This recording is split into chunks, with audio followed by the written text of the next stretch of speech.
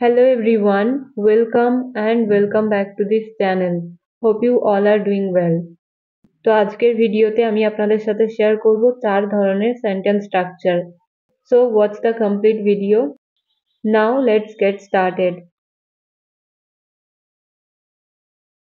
প্রথম স্ট্রাকচারটা হলো it is foolish plus ভার্বের বেস ফর্ম। তো এখানে it is foolish এই ফ্রেজটার বাংলা অর্থ হলো কোনো কিছু করা বোকামি। যখন যখন কোনো কাজ করা আমাদের জন্য বোকামি বলে মনে হবে তখন ইংলিশে এই স্ট্রাকচারটার ব্যবহার হয়ে থাকে। ফর এক্সাম্পল, একজন বোকার সাথে তর্ক করা বোকামি। Okay, it is foolish to argue with a fool. It is foolish to argue with a fool. তাকে টাকা ধার দেওয়া বোকামি। তাকে টাকা ধার দেওয়া বোকামি। It is foolish to lend him money. It is foolish to lend him money. তাদের জন্য অপেক্ষা করা বোকামি। It is foolish to wait for them. It is foolish to wait for them. Next example, তাকে সেখানে যেতে দেওয়া বোকামি। It is foolish to let him go দেয়ার।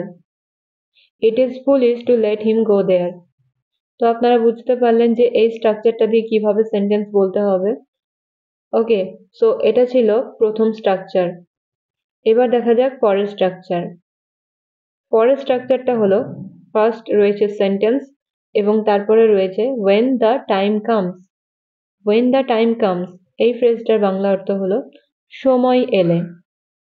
বাংলা সেন্টেন্সে আমরা অনেক সময় এরকম বলে থাকি যে সময় এলে তুমি বুঝতে পারবে, সময় এলে আমি তোমাকে জানাবো, সময় এলে সে সেখানে যাবে, রাইট? এই যে সময় এলে এই কথাটা বলতে ইংলিশে ব্যবহার হয়ে থাকে when the time comes. when the time comes. তো চলুন এবার এই ধরনের বাক্যগুলো ইংলিশে মেক করে দেখা যাক। যেমন, সময় এলে তুমি বুঝতে পারবে। You will understand when the time comes. You will understand when the time comes.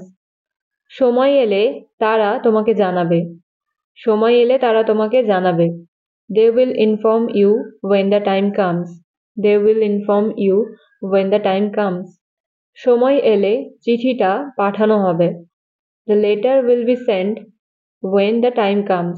The letter will be sent when the time comes. সময় এলে তুমি জানতে পারবে। You will come to know when the time comes. You will come to know when the time comes. So এটা ছিল আমাদের second structure. এবার দেখা যাক 3 নম্বর structure.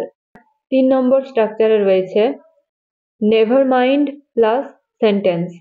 Never mind plus sentence. সেই নেভার মাইন্ড এই ফ্রেজটার বাংলা অর্থ হলো কোনো ব্যাপার না। ওকে, ফর এক্সাম্পল, কোনো ব্যাপার না আমি তোমার সাথে আছি। Never mind I am with you.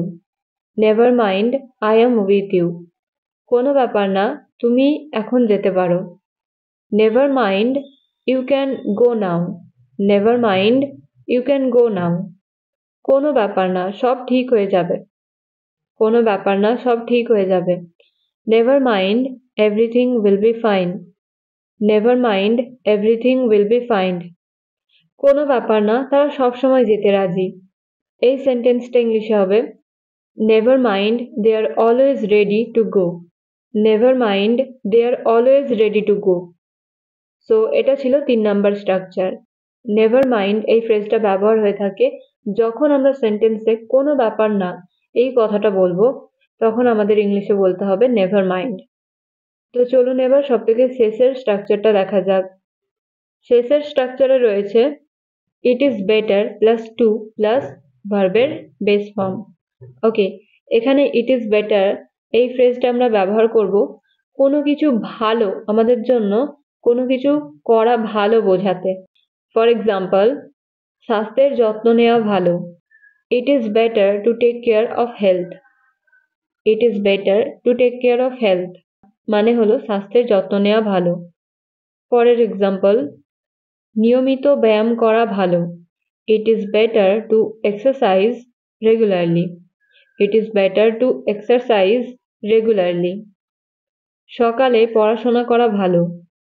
It is better to study in the morning. It is better to study in the morning. প্রতিদিন ইংরেজি প্র্যাকটিস করা ভালো। It is better to practice English every day. It is better to practice English every day. So friends, এই ছিল আজকে 4 ধরনের sentence structure. এবার এই 4টি স্ট্রাকচার থেকে আপনাদের প্র্যাকটিসের জন্য আমি কয়েকটা সেন্টেন্স দিলাম, যেগুলো আপনারা স্ক্রিনে দেখতে পাচ্ছেন।